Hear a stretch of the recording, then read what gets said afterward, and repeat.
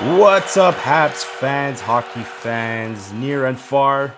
Just like Patrick Waugh, the Curfew Boys are back with a brand new episode. Myself, Sammy, with my cousin Chris. I guess it's I uh, uh know. I guess it's a hey now. It's a family edition episode of the Curfew Boys because Anthony was at the game. Okay, we will get to the very famous game in the province of Quebec and its importance within the community of Montreal because a very specific Hall of Famer slash Habs legend has made a return. And I just mentioned his name. I don't know why I'm keeping it a secret. Patrick Waugh has made a return to Montreal. Um, the new coach of the New York Islanders. Very unexpected. Excuse me. It is very late on a Thursday night, although this episode will be aired Friday morning. Uh, Thanks again, everyone, for tuning in. Really hope you enjoy this episode. If you do enjoy what you see in here, please like and subscribe to our YouTube channel, The Curfew Boys. It is free. Tell your friends about us. Tell any of your fellow Habs friends about us. It's the only way we can feel the love. So, Chris, here, let's get. First of all, I'm going to ask you, Chris, how you doing? I feel like it's been a while. Good. Good. Just working like a madman Aren't we and all? dead tired. Aren't we And all? yeah. Are you But enjoying? but overall good. Are you enjoying the Good. Like I freezing? can't complain. What about the freezing rain? Can you complain about that shit that we had the last Listen, 48 hours? it's probably not as exciting for me as it is for you because there's probably branches and shit falling and people a No, million accidents to respond no, to. actually, dude, No. we've been. I've worked this week. I worked the day Okay. shifts this week, and zero, zero, zero, zero, Really. zero. Well, Knock on well, wood. Knock well, on wood right there. that's we were. I don't think the freezing rainfall was that heavy compared to maybe not last year, but the year before we had a bit of a freezing rainstorm. It wasn't as heavy, so no, It nothing. wasn't as heavy. Okay, it wasn't as heavy, but there was also no wind. So those two things No, I think yeah. played Oh, dude, big time, significantly. big time, big time.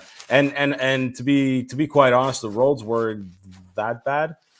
Usually the highways and the main boulevards, main roads are not that bad. So no, believe it or not, dude. Like I've like knock on wood, thank God. Like if you work in an emergency response in the emergency response field, a boring day is pretty much a good day. So Yeah. in a sense, so I actually we might have someone that's calling in from the Bell Center.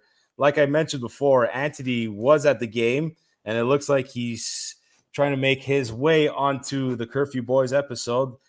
Hello, you are live on the Curfew Boys episode, Anthony. Hi guys, I'm a first time caller. How's it My going? name is Get first time. that camera away from that schnoz of yours. Holy shit, it's taking over the camera. Hey, what kind of customer service am I getting? First time caller and you're this insulting my ain't faith? this ain't no customer service. You ain't paying us shit, buddy. What up, boys? Okay, How's it going? I don't know if I sound this good or bad. I'm gonna say one thing and then I'm gonna drop off. I don't want the fans to have crazy bad sound tomorrow's episode. Okay, Uh, Great go ahead. night. First 10 minutes of the game was the best, and the last 10 minutes of the game was the best. Everything else Mm. was fucking shit. The crowd was quiet all game until the end. I just want to say one thing. It's gonna make Joey happy. Oh boy, here we go.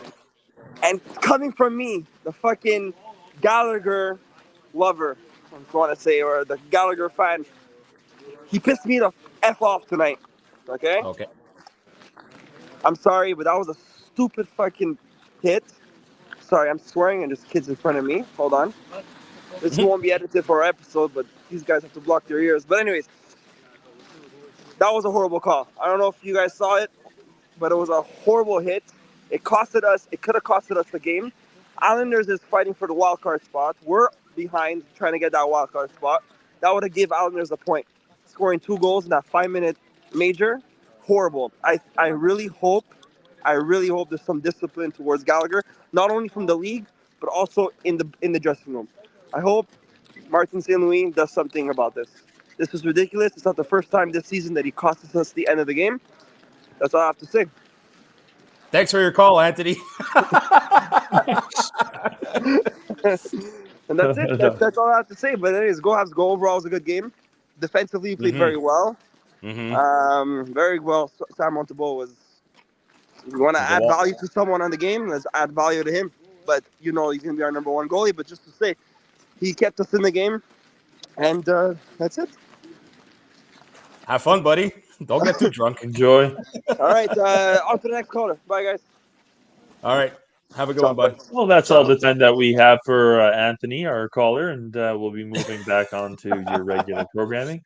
Well, I guess that sums up kind of what the game is. Well, you and I were going to talk a little bit more in detail, but I guess Anthony had to get his feelings off his chest, and a bit of alcohol at the Bell Center might make you feel brave enough to just call in on an episode like that. No, this was kind of foreseen. Anthony did say he wanted to make a quick guest appearance, I guess, and a statement. And I have to, you know what, if I may, I know the fans have not always appreciated us bashing Gallagher. I've had my fair share of criticisms towards him.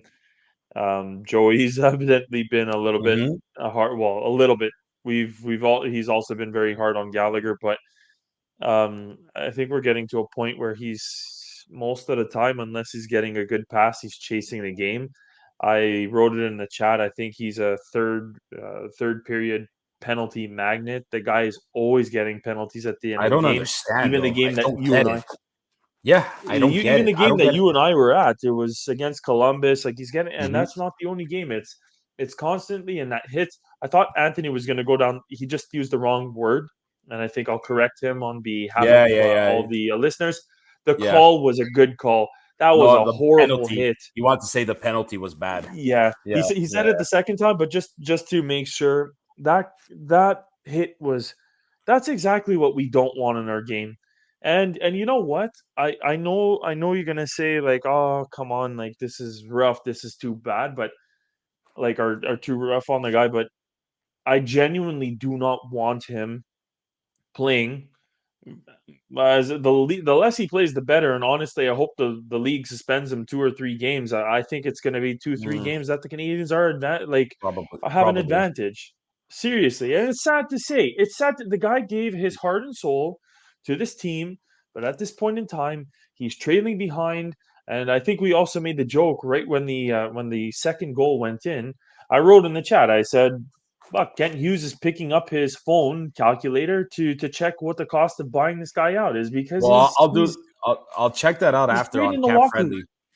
Yeah, he's great in the locker room, and I know, like, you listen to these Canadians behind the scenes, and who's most active in their group chats and stuff like that amongst the team, and he's clearly an integral part off the ice, and he's a great person to have in the room. But holy crap, at what cost? No, but at what cost? But at some point in time, it's listen. We obviously don't know what goes on behind the scenes, the one-on-one meetings that Marty has with his players. But in terms of Gallagher this season, I think it's the recurring theme. It's these stupid, these late game penalties, and it's so funny how. Well, it's not funny, but it at some funny point. How. It's funny. Yeah, funny how. Tell me how. Tell me how. Tell me. I make you laugh? No, not this time. Yeah. Like all those penalties, like when we saw in Columbus, like that was the first one, and that there was at least another maybe 2-3 games, and I can't remember for the life of me the opponents, but I do remember us in our chat saying, "My God, once again, why is he getting these penalties with like less than 2 minutes, almost a minute and a half, sometimes even less than a minute?" I think one of them was against Vegas when Vegas was at the Bell Center. There was for sure that one of them that led to just the Habs losing in the end. Anyways,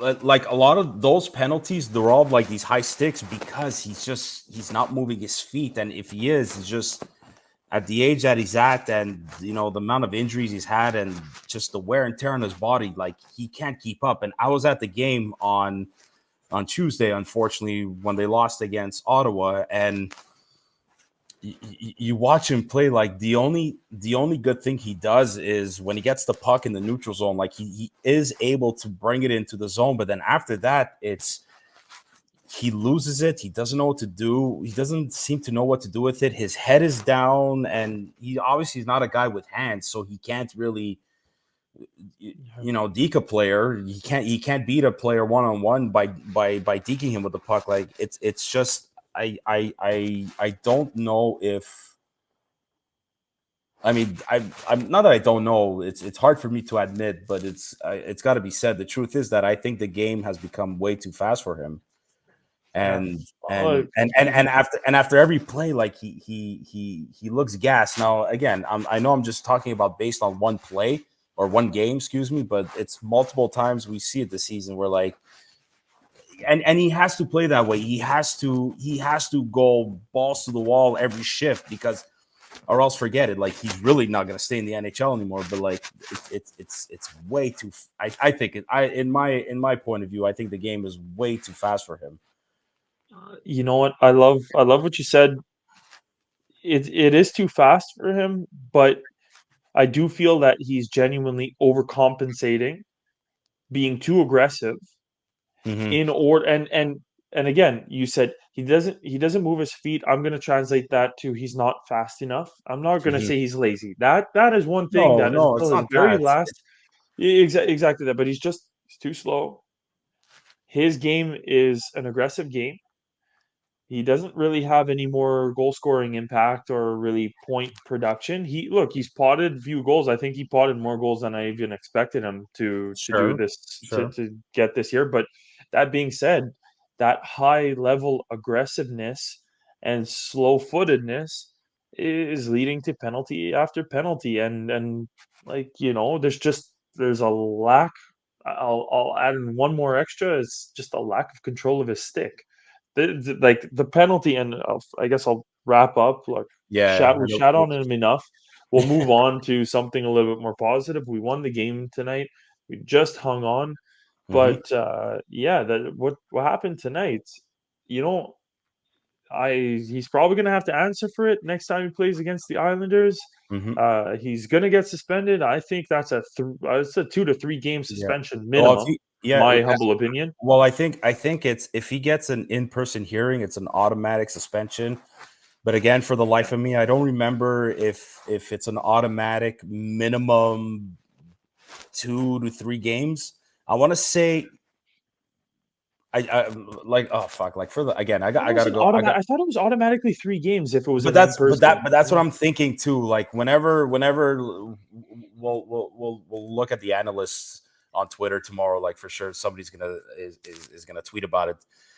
But yeah, as soon if we do hear there's Brandon Gallagher has an in-person hearing, we're gonna know he's getting suspended. I'm getting the sense, like you, Chris, is a minimum 3 games. I don't know why I have the number 4 in my head, but probably not. And I don't think Uh, I don't think it's going to be less than 2.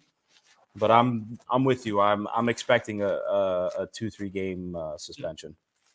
I invite, and the reason why, again, I threw out that number is look at the head turn. He's looking at the player as he's doing it, and Yeah, he threw the elbow backwards. He threw it yeah. literally fucking The elbow got, backwards. like, at one point it looks like it's just the shoulder, like kind of like the way Scott Stevens used to deliver those hits.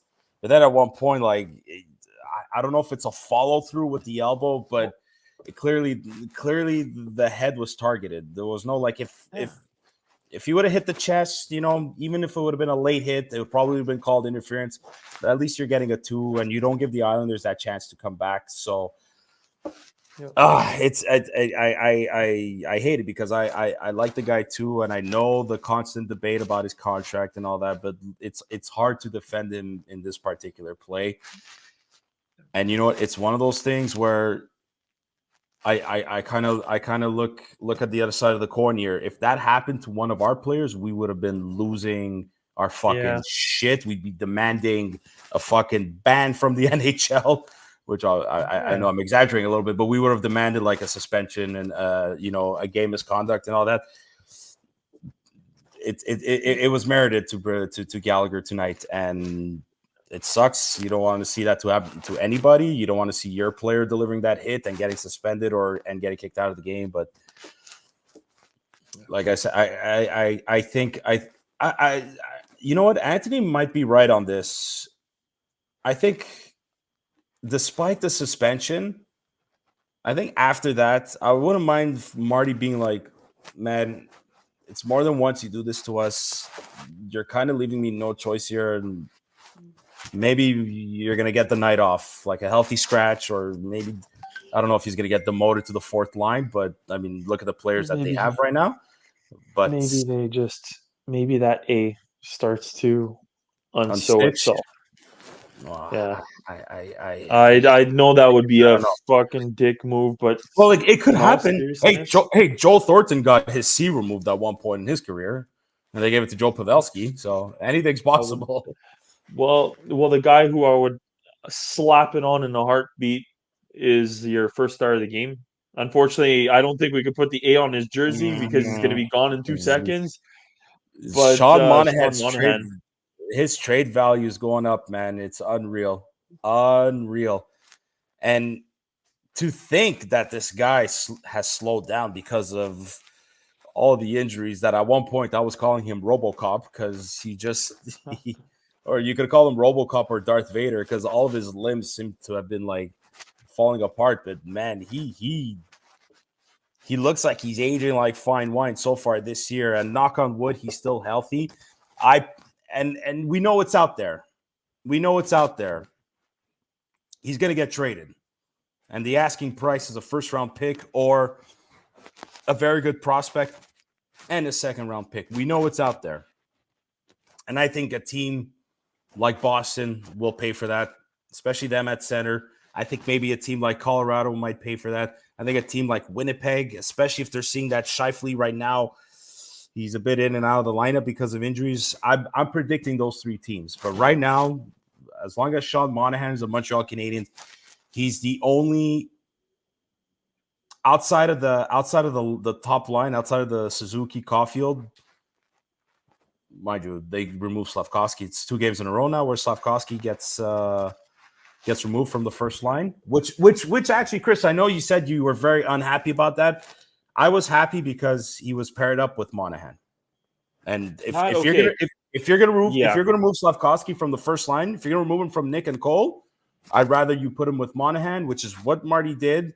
And Slavkovsky, and I'm happy he still stayed on the first power play unit. He got an assist on that beautiful tic-tac-toe play that started with Monahan.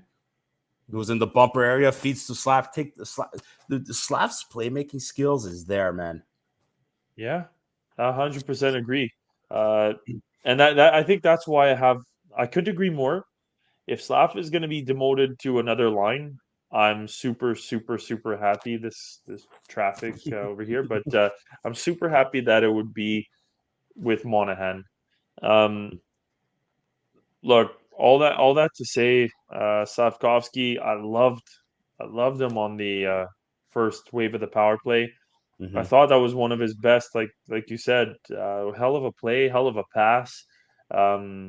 I think he's just got to kind of not master, but improve a little bit on the power behind his passes or his slap passes, but slap passes. But all that to say, yeah, I think he's getting better and better.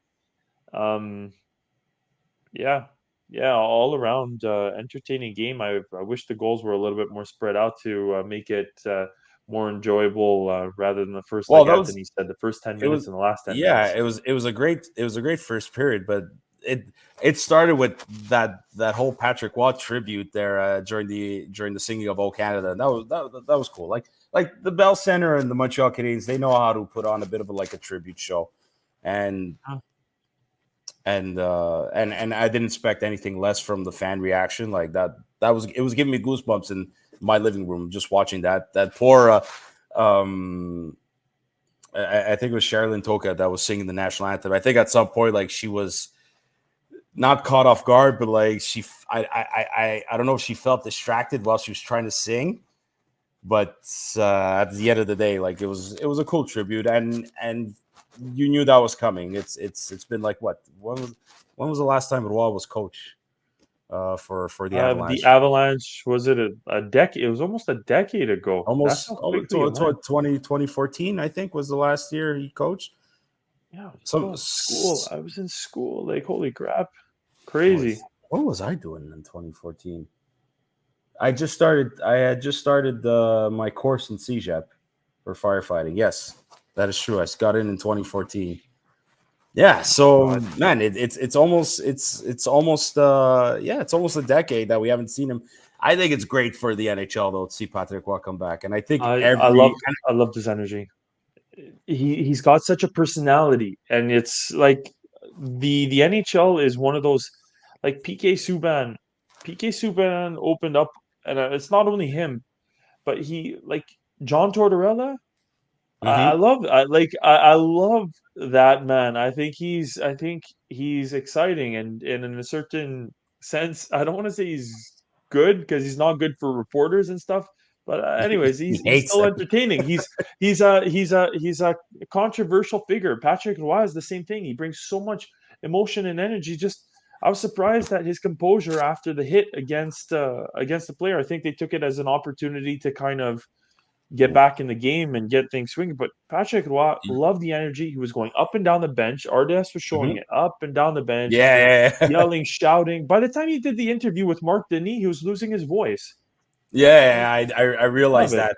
Well, I actually called it, and then we put out a tweet on the Curfew Boys account saying that, like, surprisingly enough, he's not losing his shit, and it was a great time. It was a great time to take a timeout because the game kind of changed after that when the Canadiens were up 3-0, and he was calm, he was cool, he was keeping his emotions in check.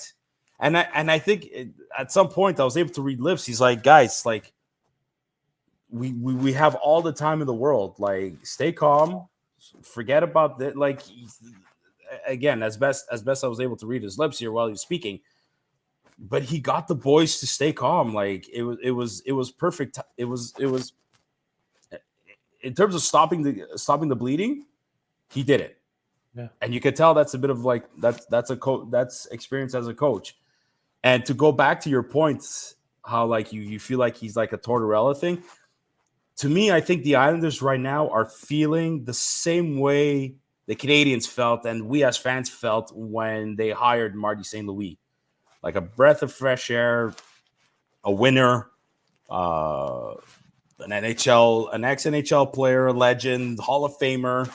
Like I think, and at the end of the day, it's like as much as Marty is new to a rebuilding team, well, the Islanders are full of veterans on that team practically, and you're getting a bit of like a veteran coach coming now and you know and carry this team to hopefully that next level. Like Anthony said, trying to get to a playoff spot, to the wild card spot. And who said it? I think Bo Horvat said that we're a lot more aggressive in puck possessions, all that. And he's like, it's music to my ears. And then Matthew Barzal decides to fucking just pull out the French language. Like, good for him. Like, that came out of fucking nowhere. when the LDS reports asked. By the way, I know we all say we would love to have elite centermen like a McDavid, a Matthews, a McKinnon, but I always said this. I would any day of the week I would take a Matthew Barzal on my team. Any day of the week. You know what? And people don't jump on it. He's not the same player. It's just the way he moves. He reminds me a lot of. He moves similarly to Nathan McKinnon.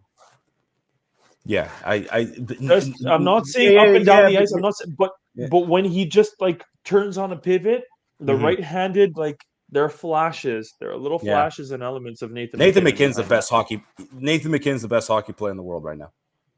Yeah. He's at a whole other Yeah. level. Like he's better. I think he's better Ooh, than McDavid right now. yeah. Oh yeah. There's a Oh definite yeah. argument to be made. I'm not calling you crazy. I'm just No, no, saying, no, like, no. I think ooh, I think in terms of like McDavid has the speed.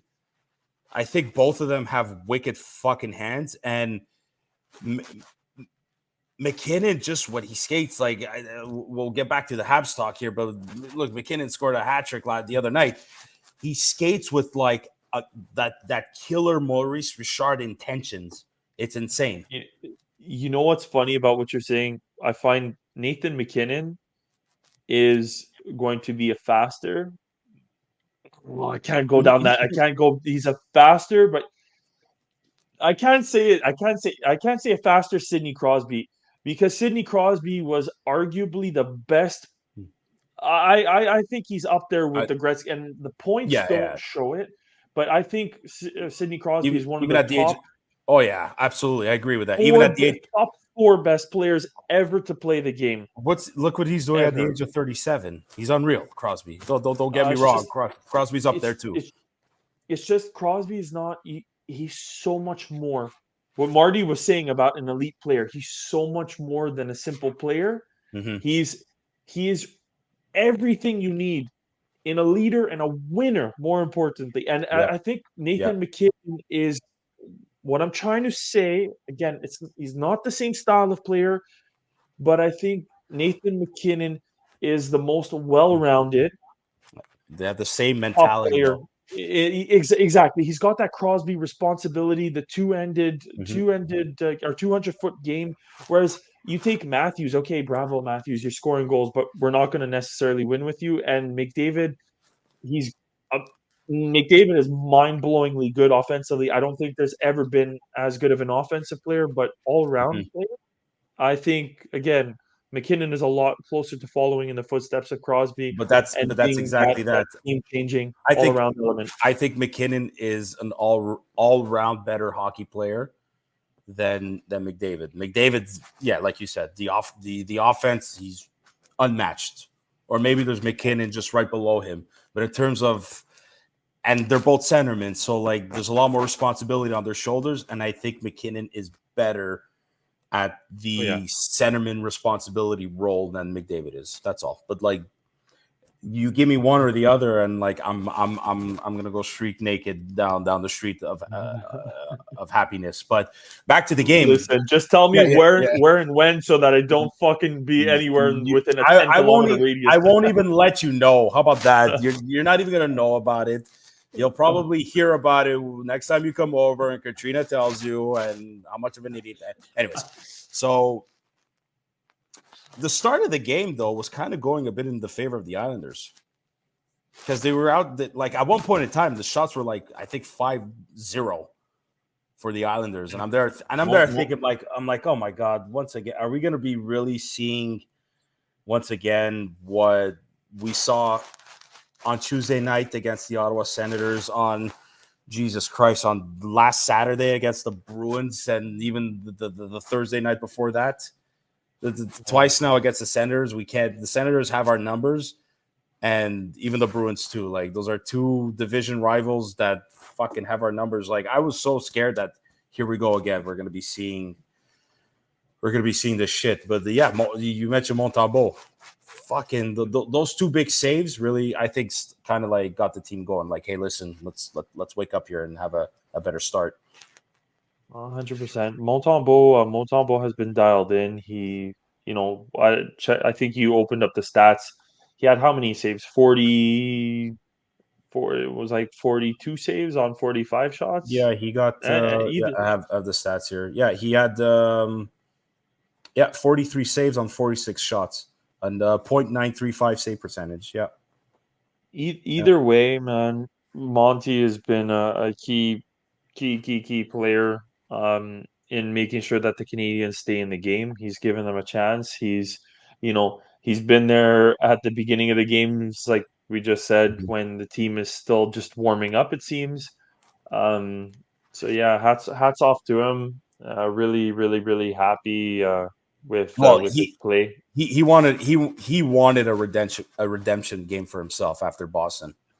Well, you gotta figure like this is okay. This is gonna sound cheesy, but let's go back to square one where we were discussing Patrick Roy in the building.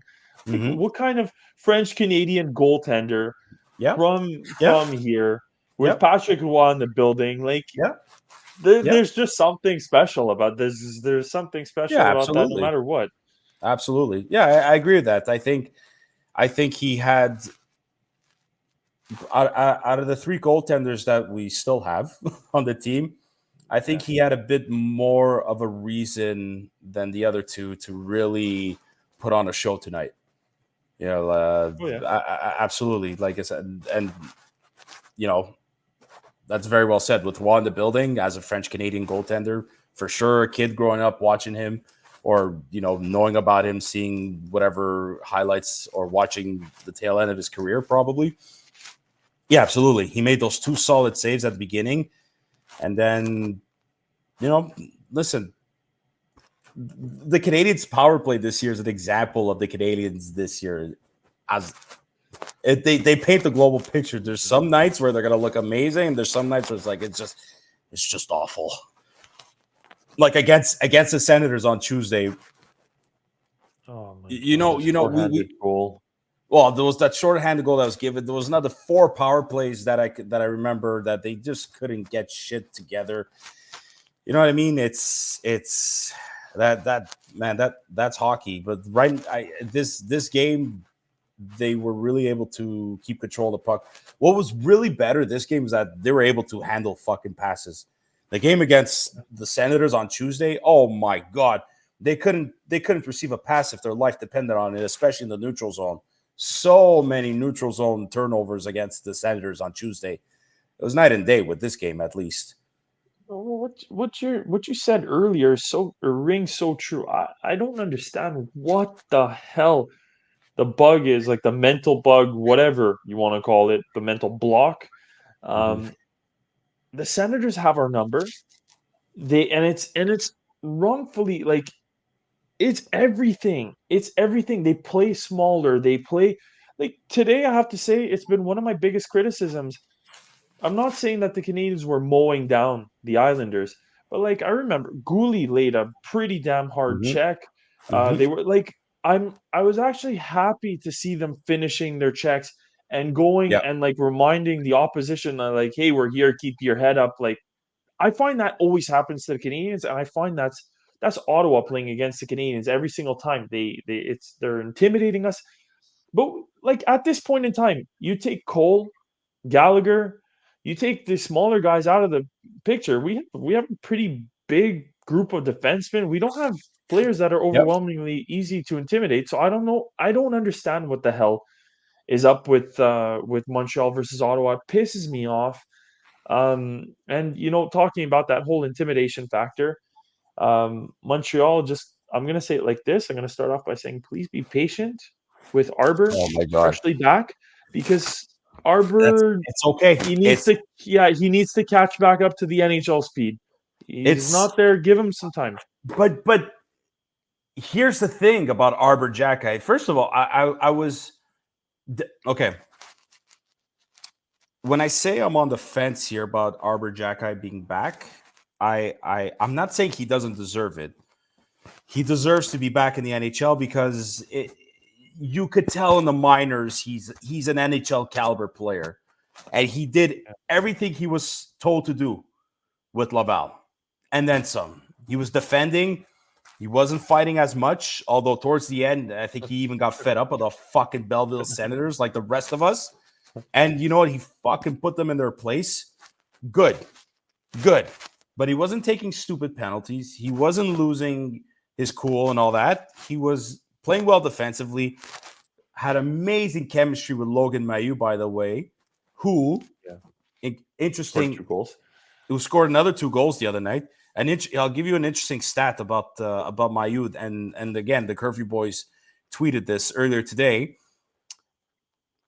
Mailloux leads the minors with 10 goals as a rookie amongst rookie defensemen. He leads rookie defensemen with 10 goals, and Brandon Clark who leads all rookie defensemen as well, right now is inactive because he got called up to the LA Kings. If you remove him, Mailloux actually leads all active rookie defensemen in the minors in the AHL with 26 points in 38 games.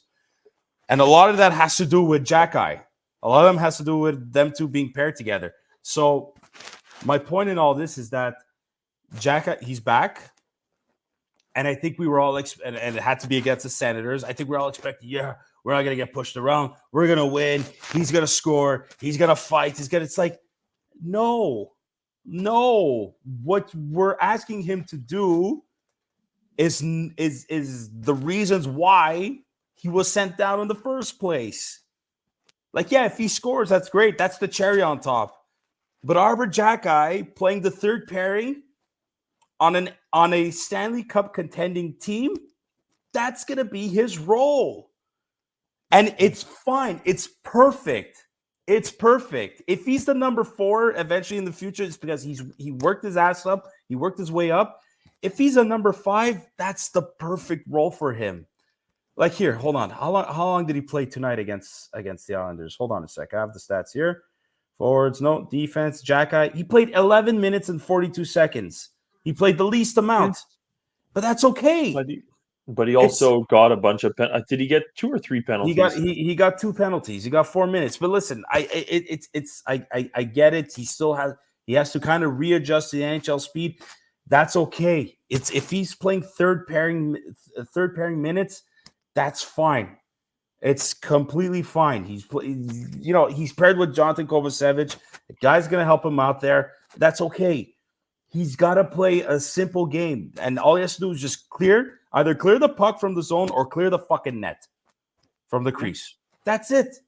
That's all he has to do.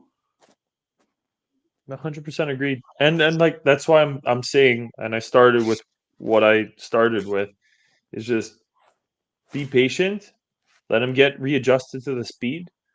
I think right now he's a little bit in a certain sense he's got to be a little bit stressed. He's fresh back. He doesn't want to make any mistakes, and when you don't want to make mistakes is when you start making mistakes. So, apparently they a reporter asked Marty. I have this on Twitter right now.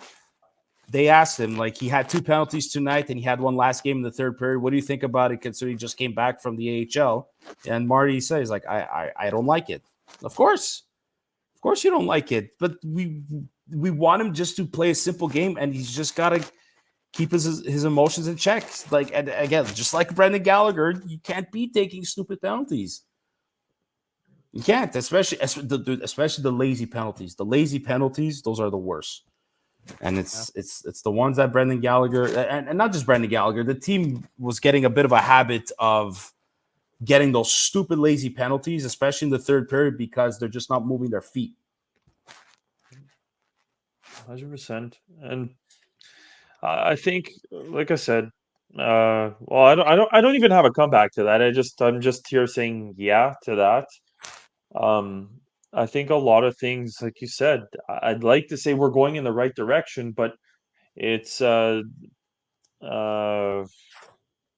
is it? Dr. Jekyll, Mr. Hyde. Mm-hmm. You don't know who's freaking showing up. As far as this team goes, they show up as the team that can beat the Rangers, that can beat some of the top end teams in the league. Yeah, it's and unreal, then they man. and then they show up and they're just like, nah, we don't feel like playing.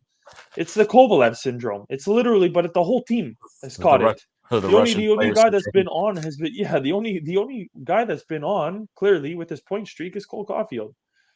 I don't want to say only him. I think Nick Suzuki too, but like I think Nick Suzuki was happy that there were 4 centermen tonight against the Islanders instead of 3 that they've been doing the last two games. Well, since they sent Mitchell Stevens down, and they called fucking Paisano Lucas Condotta, and we had the Italian stallion line, him and Pizzetta played a pretty good. They didn't do too bad for a 4th line. They created a bit of scoring chances, and I personally think Condotta as a 4th liner centerman is better than Stevens, and Stevens did what he was supposed to do. But I think Lucas Condotta. I think Condotta has a bit more of that NHL speed reading in a sense, a little bit more than Stevens did. And I'm happy for Stevens. He had his chance. But I think with Lucas Condora, I don't think he's got to clear waivers. I'll double check that real quick here I on don't Cap think Friendly. so either. On Cap Friendly, and it kind of makes sense, because if you're going to be recalling, no, he has to clear waivers. No, he does have to clear waivers. Yeah, he does. He's 26 years old. Makes sense. Yeah. So I mean, and again, it's You know what? what With what you just said, though, if he has to clear waivers, maybe they're showcasing him for a trade potentially. I could be maybe, or maybe they feel like, listen, Mitchell Stevens can help Laval in terms of the scoring, maybe a bit more than Condota can. I think Mitchell Stevens could play a bit of like the top 6 or the top 9, whereas I know Condota he was playing bottom minutes, but he was still effective with the team. So they're like, well, if he's going to be playing there, we might as well bring him up, send Mitchell Stevens back to Laval where he's going to help with the scoring, which he did last night as well. And some good news, like I think Alex Newhook started skating finally for the first time since I think he got that ankle injury. He skated for like 25 minutes and all that. So I'm telling you, like, there's still, and I know it's a constant thing that we keep talking about on this podcast, but like we kind of have to, because there's so many moving parts that are happening that we know Hughes is doing something, and I think Hughes has something.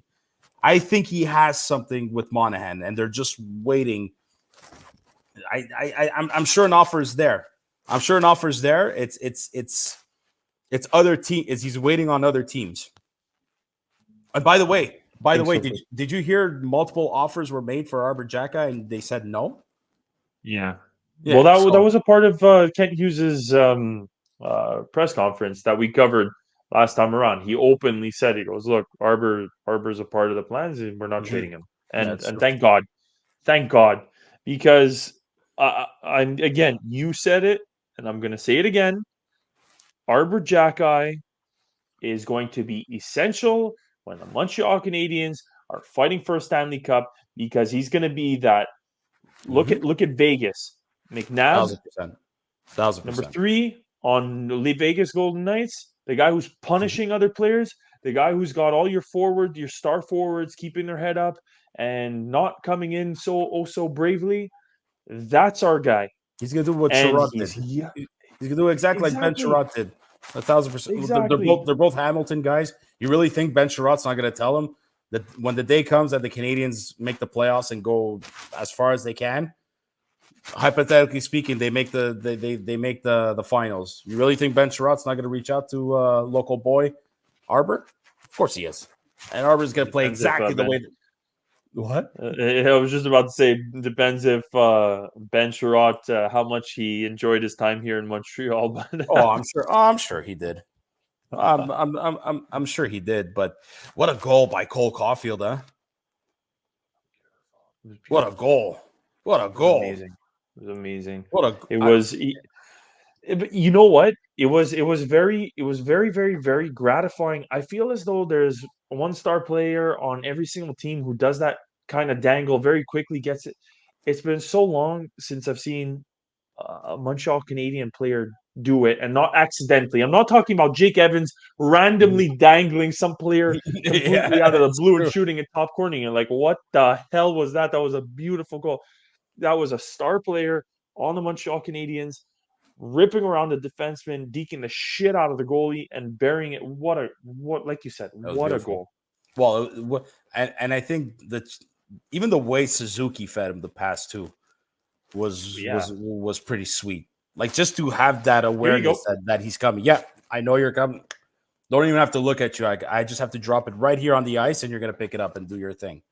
It was beautiful, and I think, I know for a while we were talking about Cole Caulfield, and we were a bit worried could it be the shoulder? I just think it's I don't know what to think, actually. I don't know what it is. I think he just decided to wake up. Like, maybe it could have been low confidence. Who knows? Only he knows. But he's found this game again. He's got like 6 goals in the last 7 games. Yeah, he Yes, basically scored. No, I think it's 7 goals in the last 8. 8 or 9, something like that. Yeah, It's yeah, just yeah. basically, all but because I think he was at a 6 game goal streak. Then he broke it, and then he scored again. So it's 7 and 8. 7 and 8 is pretty damn good. I know. Look, again, I know he's not leading the lead or anything like that, but I was gonna say it's time to tap into our inner comic book geek Hmm? and Spider-Man 2 when it's just like he's back, the headline he's back, and he's just fucking like Yeah, yeah, instead of yeah. having Spider-Man swinging, it's Cole goals that are starting to go in at that point in time. Yeah, yeah. But not only does he need that, the team needs that too. I think management needs to see that as well. That yeah, as much as Cole can score, we got Suzuki scoring, and they know, and we've repeated this. They know that they need help up front. And I'm so curious to see who they're gonna target, man. It could be anybody. And I'll mention the name one more time, just because there's a certain person I want to hear him lose his shit. Maybe they do try to go after. Apparently, the Canadians are interested in Zegras, but for the right price, and not for Caden Gooley. I'm just gonna say that. I'm just gonna say that. Who knows? Who knows? Cole's best friend, by the way. So go ahead, ask me. I'm, no, I was gonna just ask, like, again, Zegras to me falls into a very similar category as Caulfield. And Suzuki. I'll put Caulfield and Suzuki they're not a tie because they're not the same exact player, but they fall into like star players. Are they Yeah. superstar players? Not quite yet. Maybe Cole's gonna get there a little bit faster just with the point production, but like Suzuki's got to be a 100-point player to be a superstar. Cole's just got to become a 40 goal scorer to be a superstar player. In my opinion, Mhm. that's that. But the question is, this is no slew on. It's not a slight on these guys. But do we genuinely like? Do you genuinely think that we can get a player who's even better? I know. Look, Slav is slowly showing signs of being something really special. He's very young. My patience is more than there for him.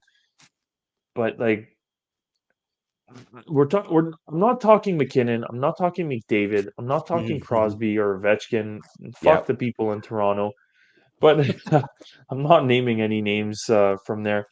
Okay. But even like, I still feel as though we're missing a genuine star Yeah, we player, and are. I don't think Yeah, we are. Zegras is necessarily the answer to it. And I don't even know who the player is that I genuinely want, but we're missing a star. Look at even Leo Carlson in He's a Anaheim. Do you see beast. He's the a beast, man. He's a beast. He's a future beast. Yeah. he is a I beast. He's not even a future beast. He's well, did you see Bob McKenzie's draft midseason rankings. draft rankings? Uh, Yeah, man, again, all depends where the Canadians land, but so a good part of the top 10 is going to be a lot of defensemen. And we're not. I don't think we're going to be drafting any of those defensemen this year. And a lot of the teams that are going to be drafting top 5, top 10 need defensemen. yeah. So, and I think it's obvious. Mackling, Celebrini is going first overall. And I think whether he goes to San Jose or Chicago, they're going to pick him no matter what. But then after that, like it's is it Cole Eiserman? Is it the other forward? And I'm just naming forwards here. Is it Cole Eiserman? Is it Demidov, who like is fucking destroying it in the KHL? Some are saying he's another Michkov. Some are saying he might be better than Michkov. He might fall on the Canadians' lap. On the Canadians' lap. Excuse me. There might be Caden Lindstrom too. That another 6'4" winger, almost the Canadian version or North American version of Slavkovsky. You have Barkley Catton, if I'm pronouncing his name probably, Catton. He's in the top 10 too. He's another great scorer in the Western Hockey League. So we could Doors are maybe, open. maybe The doors the are doors open are for a lot. open. Maybe. So again, like I don't know if these guys are going to be superstars. I think there's potential for them to be star players. But even if we do get to draft one of those, I still think they're gonna try to get that scoring forward that Kent is saying, because we're not gonna be keeping Josh Anderson forever. And right now, Josh Anderson is within our top 6. So you take him out, and even if you add in whichever forward we draft, which still is going to take another maybe 2-3 seasons for this guy to develop and be NHL ready, like you're still down. You're still missing at least those 2 forwards. They're gonna have to. They're gonna. In all honesty, let's say they. Not that it's written in stone, but let's say they keep the first line: Slavkovsky, Suzuki, and Cole. And then Doc is coming back. Yes, you do have the Alex Newhook coming in. But sometimes Alex Newhook, he's that Swiss knife that will either play second line minutes or even third line minutes. And again, depends the depth up front. But like Josh Anderson won't be there forever. And I do think at some point in time they will get rid of him. So you need to fill in that role. Who do you fill him with? A scoring forward, a big forward, like a Lidstrom if you could draft him. We're still not done this rebuild though. That's what people need to realize. Yeah. We're getting closer to the end of it, getting towards the end of the tunnel, but we're not done. And I'm happy that you said that. But I have one name. Like I have one guy that came to mind. Obviously, there has to be some money retained. In my opinion, there has to be a percentage of that salary retained. But the type of player that could completely change the Montreal Canadiens, especially if he gets his shit together. I'm giving you hints as I go along. But you talk about a star player. What's it going to take to potentially get Jonathan Huberdeau from the Calgary Flames? No. Do you think? No You way. don't. You don't think? No. Why not? No, because he costs way too much. Even if you retain salary, costs way too much. That contract is way too big, way too long, and he's not young anymore. Okay. So I'm a big believer in the veteran presence. Yes. Does he? But no. I'm sorry. No. Even I know, Chris, you're probably thinking, get him out of Calgary, bring him back home. He might play better. He might. I'm not going to go as far as saying that it could be another Jonathan Drouin situation. But no, there's no, okay. I'll tell you why. I'm going to be right back. I'm going to go get a book that I'm currently reading. Okay. I'll show you a chapter. There was one chapter in this book that was specifically about legendary Habs general manager Sam Pollock. Okay. I'll be right back. I'm going to go get the book. Okay. I'll be right back. Yeah, go for it. I'm gonna take over and go over some Jonathan. So Jonathan Huberdeau, 30 years old still. Okay, my reasoning behind this, with him being 30 years old, I still think he could. I still think he could turn it around. Okay, look. Why is the salary? My God, I'm a fucking mess. Okay, this book is called Draft Day, written by Doug McLean. Okay, very, very good book. This came out after the 2022 draft. So he mentions a little bit about the Canadiens and the Slavkovsky pick and what that. Sam Pollock, his rule was never give up potential future for a past player. Okay? So, and I think a lot of usually the GMs that make those kinds of mistakes are the ones that they're fighting for a Stanley Cup, which is obvious. Which I kind of get. Like you feel like you need have to roll the dice to you have to roll the dice to up your chances of actually winning.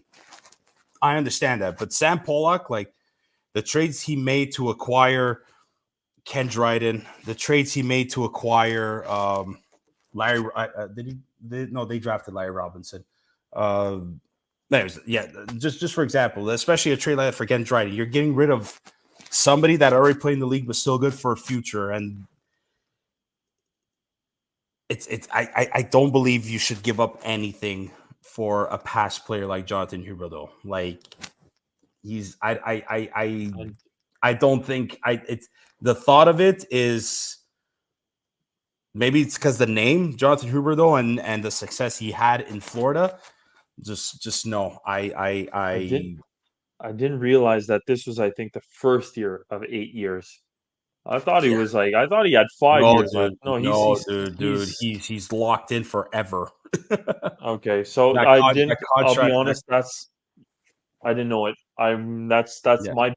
But that's the type of player. And I'm not saying somebody who's, I don't want to say he's washed, but I'm just saying that's a player, my humble opinion, at this moment in time, again, when he's going to be 36, 37, 38, 39, am I trusting that he's going to be worth that 10 million? It's going to be another Gallagher story all over again, and I'm going to be kicking myself and watching this video on YouTube in shame. But I'm just saying that's the type of caliber player, or like another name. We're not going to stick with the kind of Florida references, but like even a guy like Barkov, Sasha Barkov, Yeah, he's for not a sure. top 5 player. He's maybe a No, top but 10 player. He's he's definitely definitely a top he's definitely a 15 player. superstar. I think he's yeah. I was gonna even go as far as saying like you draft or try to find the potential like a Matthew Kachuk type of player.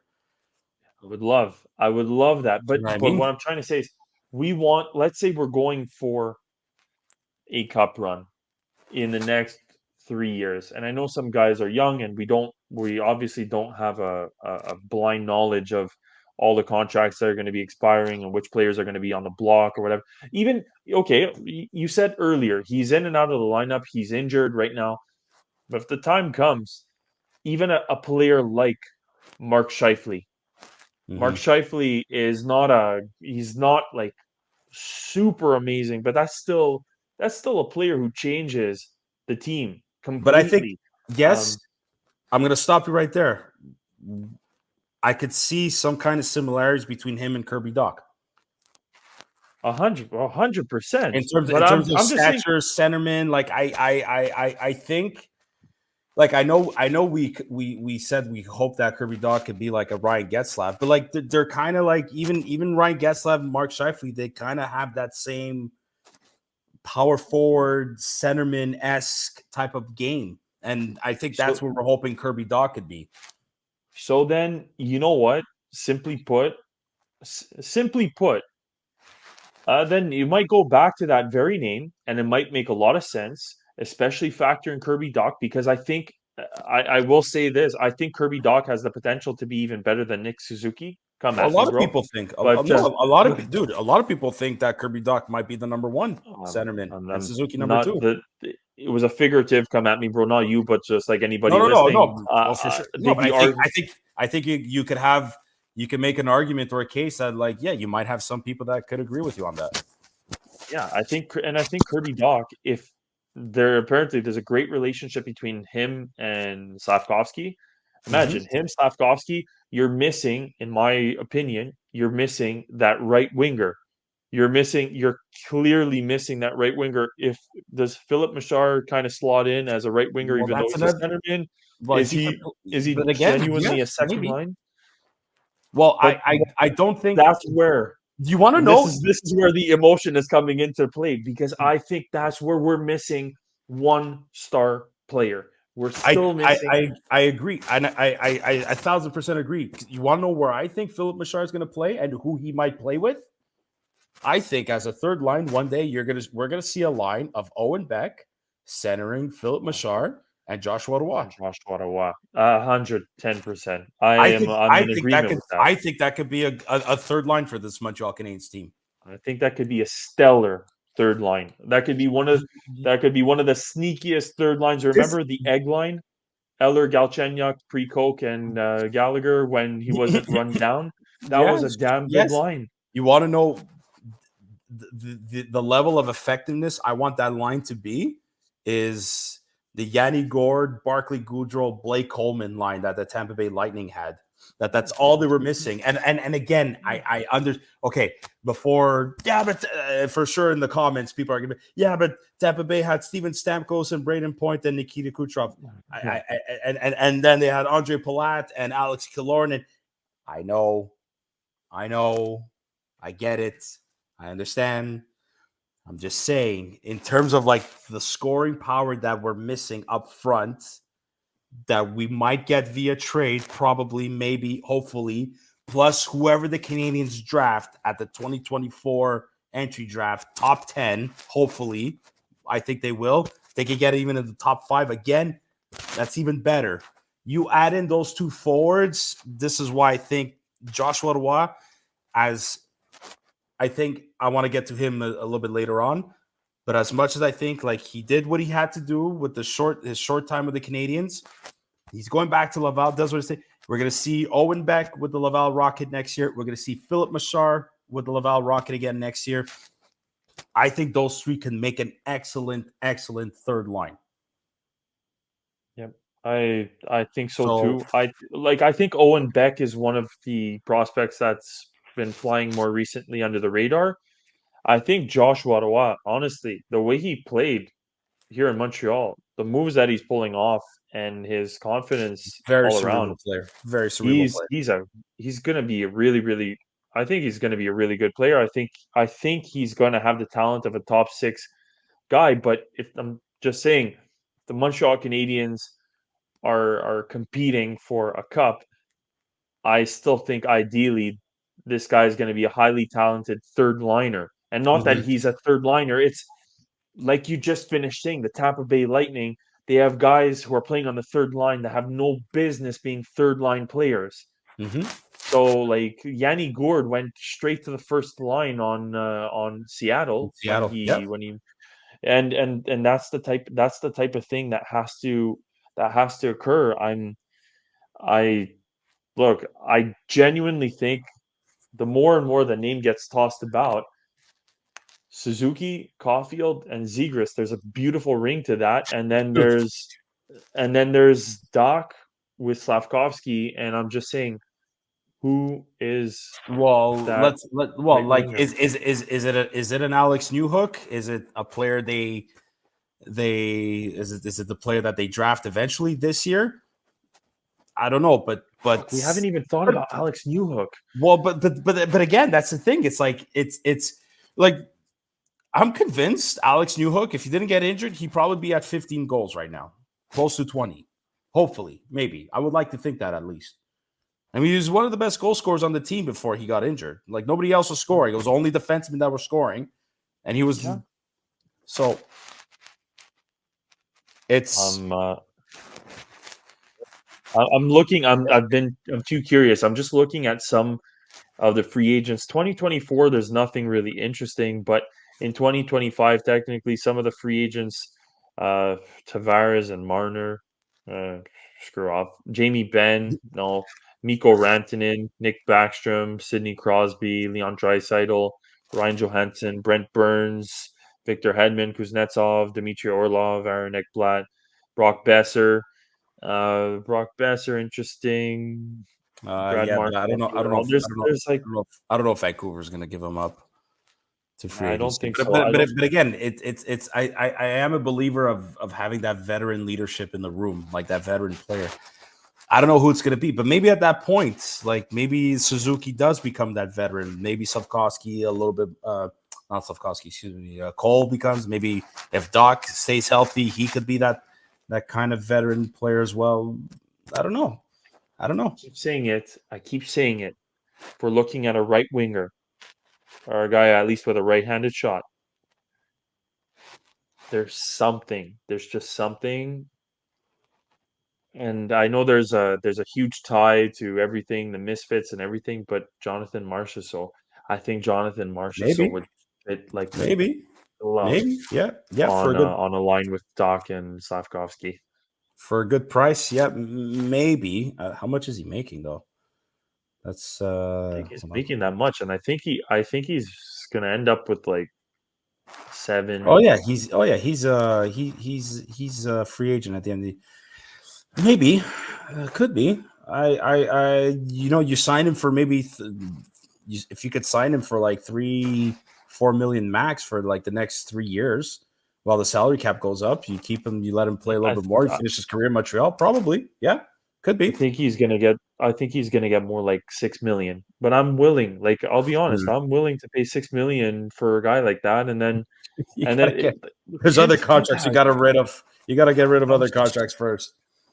I'm so excited. I'll be honest. I'm so damn excited for trade deadline. But more important, like Oh for the my god, first yeah. time, I know I'm gonna miss. I know I'm gonna miss watching hockey. I genuinely know I'm gonna miss watching hockey. But there's so much to be done. There's so much to be done contractually, like you're saying. There's so many like if I think Josh Anderson is more than tradable. More than tradable. I think a lot of teams are gonna line up to be like, okay, I'll take this guy off your hands for that price, no problem. Hmm. But Yeah, If maybe. he manages to get Gallagher and Anderson, and I don't want to see Anderson go right yet. I genuinely don't. I'm just I'm just saying it. I'm just throwing it out there. If he does let those guys go, I think we're in a prime position. Now then I think at that point you end up looking at even maybe Josh Anderson is possibly one of the pieces that ends up going to Anaheim as a solution to or as a piece of that trade. Maybe it's like a first round pick, a Josh Anderson and one of our I defensemen. well, after the way they got rid of Drysdale, I think they put themselves in a hole on defense. So maybe they're gonna Big time. maybe they might ask for one of our. And to me, seeing Jordan Harris benched again twice in a row now, I mean, I'm not jumping to the conclusion that means he's trade bait, but is it, I want it to be Jordan Harris. God bless the guy. Wish him like I'm wishing him all the best before he's even gone. But I think Jordan Harris is going to be one of these players that's going to get a shit ton more, and he just doesn't have but his I think so he too. doesn't have his place. So might as well use that value and go get something for him. And I swear to God, if like that's my crazy trade proposition of the day. You have a guy like Josh Anderson, you got a young guy like Jordan Harris, and you're throwing in a higher. I'm not saying to throw in you throw in a top 10 protected pick for Zegras any day of the week, any fucking day of the week. Again, for me, as long as they don't get rid of Caden Gooley like some people wanted. But if it's not Zegras, it could be somebody else. I just personally think it's going to be another young established player, like we've mentioned many times. So this trade deadline, I sort of got it can't come fucking quick enough, man. Yeah, Like because I yeah. think I think because I think that it's those two that you're gonna see. We're gonna see go. It's gonna be Sean Monahan and Jake Allen for sure. But who knows? Maybe they might throw in a curve. They might throw us a curveball. Excuse me. Could you And imagine? Could fuck, you imagine? Could you imagine how exciting of an end of the season would that be? Oh, like I'm talking about. I know that you're saying, well, what the hell? You're trading away. Like we're trading away Sean Monahan not to make the playoff. Like whether we make the playoffs or not, we're trading Sean Monahan away. But I'm so excited to see how this is going to play out. Again, I'm referring back to the Mike Hoffman contracts. I was convinced. I thought the Hoffman contract was worse. I genuinely thought the Monahan contract was the worst one on the team, and that mm, was the one that he had no business. He had no business getting. Um, what was we anything. ended up? Pardon we, me. we got rid of him and Rem Pitlick, and Yeah, like we got Jeff Petrie in return. yeah, and we ended up sending Petrie to like that Yeah, Kent had no business. It was highway robbery. Kent he was going like, "It's my garbage. Thank you for paying me for my garbage. pretty You're much welcome, Kent." actually. And and and I'm also going to throw out another name because we don't speak about him all that much. But I just like as we were talking, I just have this overwhelming gut feel. This guy might get traded at the deadline. Yoel Armia. Yoel Armia is gonna go kill penalties for a Stanley Cup contender. He's been And he's there's been definitely playing well lately. He's been playing well lately. I think he's gonna be next year though, not this year. I think him and Dvorak are gonna be okay. the two contracts you get rid of next year at the deadline. Like Okay. if you Okay, could that's get fair. rid of Tanner Pearson's contract this year, if you could get rid of Tanner Pearson's contract, and even if you don't get rid of Tanner Pearson, he's gone after this.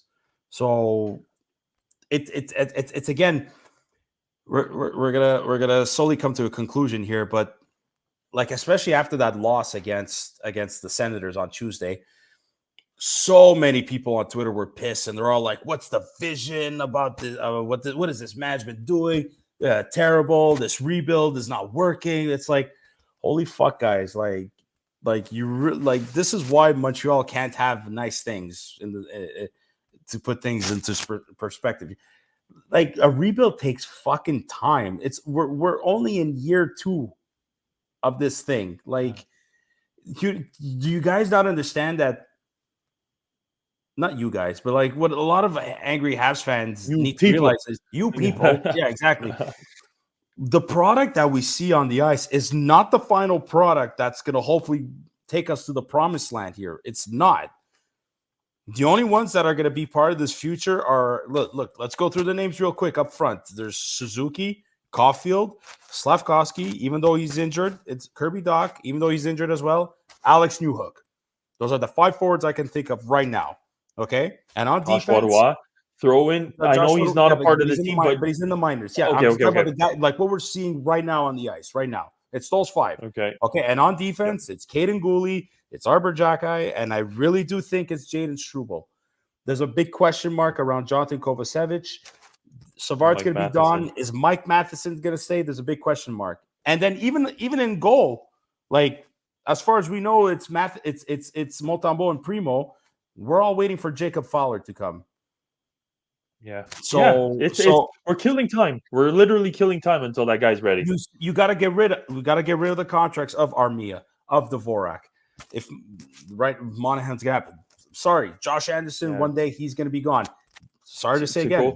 Brendan Gallagher's gonna be gone too. Yeah. Yeah. So go through literally the list. Suzuki stays. Caulfield stays. Monahan gone. Matheson question mark. Slavkovsky stays. Gallagher has to be gone. Newhook stays. Anderson likely got to go.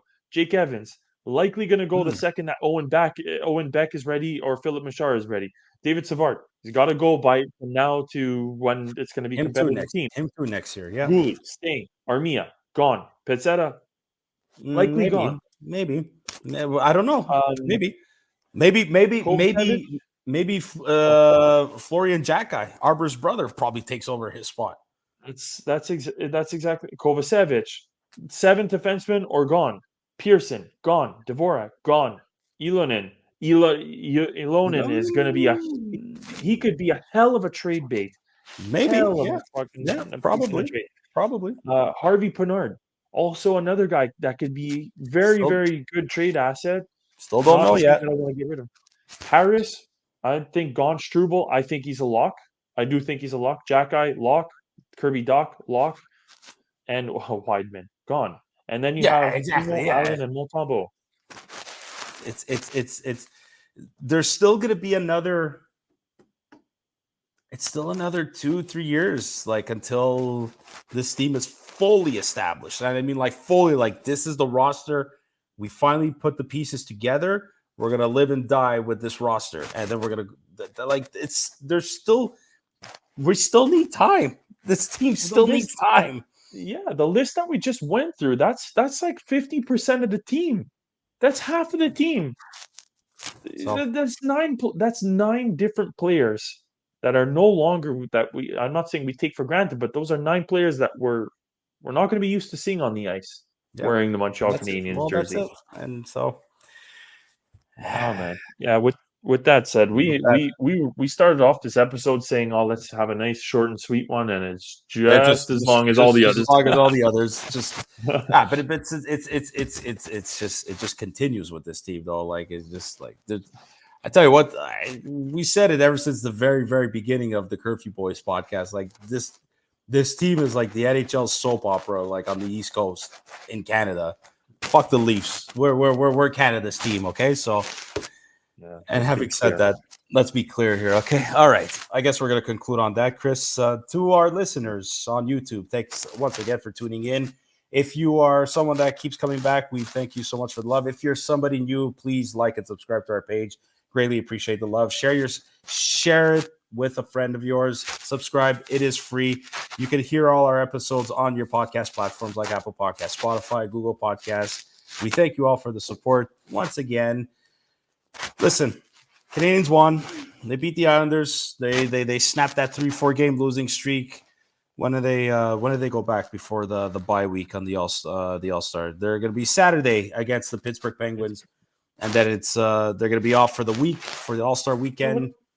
Yes. What am I bringing over to your place? I'm coming over to watch the game. What are you talking about? Like, I got pizzas lined up for us, bro. Like don't you just until you have Orangina. They're not ready. Nobody has Orangina. Don't worry, I'm gonna change the cubes in the freezer. They won't smell like my fucking veggies, my frozen veggies in there. Don't worry about it, okay? Chris, I really appreciate you taking the time. This is an awesome episode as always. Have a good night. Get some rest. We'll see each other on Saturday. And you, man. Awesome. And to our listeners, until next time. Bye now. Bye now. Good night.